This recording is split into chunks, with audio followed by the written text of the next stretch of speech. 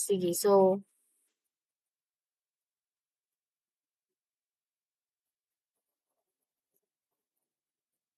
ang sa PPT is before ganing title na the educational rule of adults, mapod gyapon sa tanan ha, other groups is inyong iuna og butang ang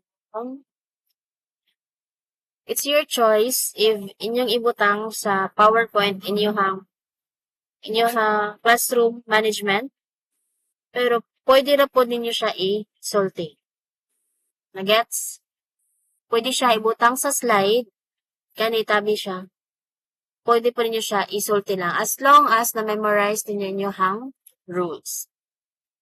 Kani, hindi naman yung necessary. So, next din, ana, is inyong kani. Ibutang niyo siya, ano naman natin ana na siya. Dapat kani ang una na slide, activity adult like.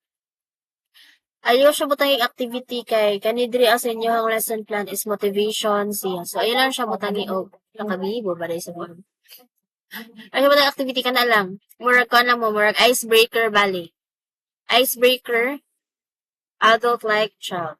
So, kani, sakto na siya. Pag gumanin niyo og presenta ng adult like child, diyada niyo. I will show a serious ka na. Pwede na di siya ikuan. Ano yun na ha sa slide? And then ka na, and the next activity, yes, siya. To, wala na siya. And after sa activity, diri is kanina din ang slide. Title ninyo. The Educational Rule of Adults on Health. And then objectives din ninyo. Gets? Kay kung matinga mo, baliktad lagi ma'am, anong di man maguna ang topic. Kay kung ang sa DLP jud ang basihan, una jud na always sa activity. This ang iyang title. Gets again how? Ang sa slide niyo tanggalan ning activity, alis nila ang icebreaker. And then activity sakto. After sa activity na slide is kaning title sa inyong topic and objectives. Ano siya? And then kanina na yun, discussion. Yes. So, ano siya? And after, yes, application.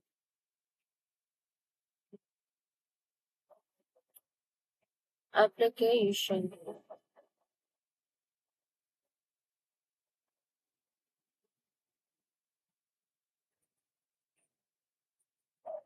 Then after 10 minutes, exchange your paper with a classmate and read your classmate's answer.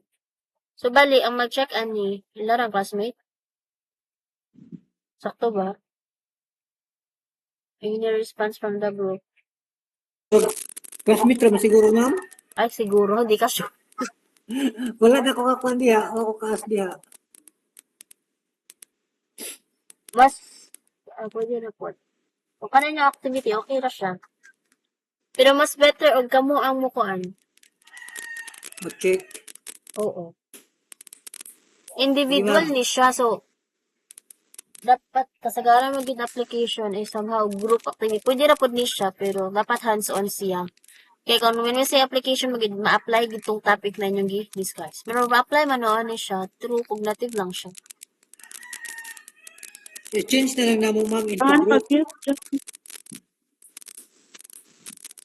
Kasi makakuan pa mga another activity ninyo na para bang murag ka na ganing group activity na engaging siya.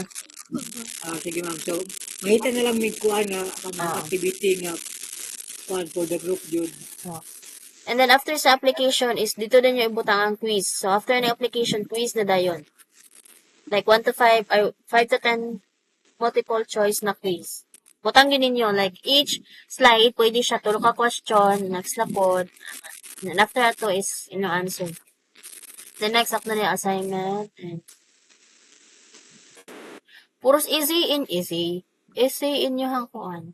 Basi pwede nyo ma-change ang application ha. Engaging activity lang. Kaya sa application, makita ni siya dapat sa inyo learning outcomes. Bantog di ay nakabutan diri complete dili siya. Pwede po gamitin na yung realize. Kinsa na pag-realize ka na topic. Kami na yung mag-on. Sige, kato lang. Dapat na-take note niyo siya. question, proceed ko sa next